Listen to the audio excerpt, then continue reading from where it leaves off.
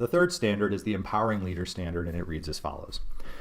Leaders create a culture where teachers and learners are empowered to use technology in innovative ways to enrich teaching and learning.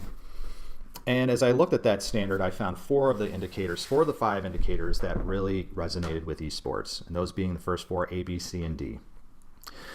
Indicator A says, empower educators to exercise professional agency, build teacher leadership skills, and pursue personalized professional learning.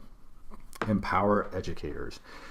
Esports is something that is so new and is really scary for a lot of people. For a lot of administrators, it is something that is steeped in stereotypes, that the idea of the scholar gamer is not something they understand. They seem to think more of the stereotypical gamer, which is the emaciated child sitting in a dark room for 10 hours and playing video games at all hours and losing sleep. Okay, we need to find educators who are gamers themselves, who honor the culture and understand a bit of the culture of gaming and understand the games that we're asking our students to be part of.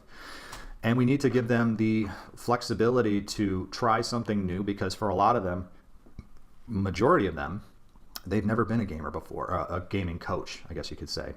Now, I will say that as somebody who is trained to be a coach, my minor in coaching at Purdue University has come in handy as I looked at this, because a lot of traditional coaching aspects are built right into esports coaching. You may not know every game, you may not know every move, but the idea of coaching around building a structure for a team, setting a planned schedule, purposeful practice, expectations around nutrition, expectations around sleep, all these things are what a coach should be asking their players to do.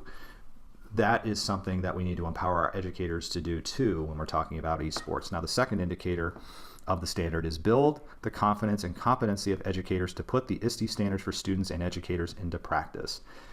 I just did 2 podcasts on the ISTE standards for students. I highly recommend you go back and watch those or listen to them.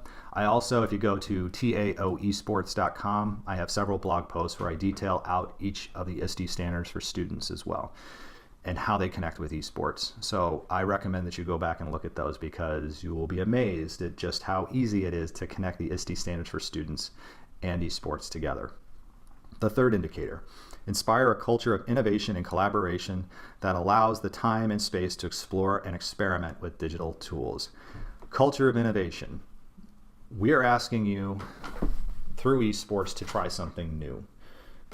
For a lot of educators, this is something that can be scary because they don't have all the answers. And as an educator myself, I understand what it's like to not have all the answers, how scary that can be. What's also even more scary is when you put your faith and trust sometimes in our students. And I can tell you this, is that I have never, with regards to esports, been let down by a student. Students, with regards to esports, have always, in my eyes, risen to the occasion of being something more than what we ask them to be as if I can say, passive learners in our school, because they are intrinsically motivated. They do have a sense of autonomy, and they do have a sense of relatedness that comes through esports that really connects them into it.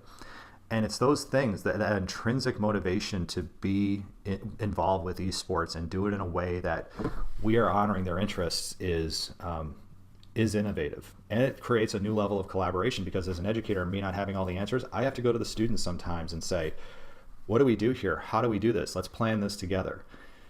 You know, we want our students to have that kind of advocacy, and yet it seems that a lot of times when we say to them, do it, they don't know what to do because they're not trained in how to do it appropriately and properly. Or they don't care to do it, because school's going to happen whether or not they participate or not, or have advocacy or not. In this case, though, that's a totally different mindset. We're saying this is something extracurricular, but it's important. Show me, the teacher. You, the student, teach me, the teacher, how to do this. Explain this to me in ways that I'll understand. And the fourth indicator, support educators in using technology to advance learning that meets the diverse learning, cultural, and social emotional needs of individual students. Again, what are we doing to honor our student gamers? What are we doing to bring in students into activities, school activities, who don't necessarily fit into the physical sports or the performance arts, or students who have a physical disability that precludes them from participating to the level that they want to participate in those sports and activities?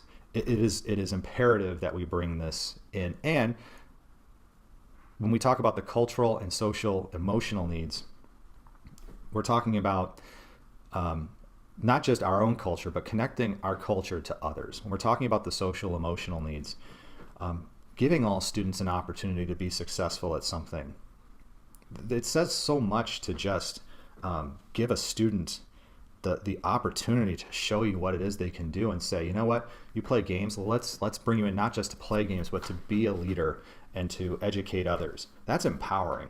That's empowering for a student to take that interest and harness it into something, because that doesn't just carry into esports, that carries into other things as well too. And so it's important that we, as an empowered leader, we are also empowering others as well too.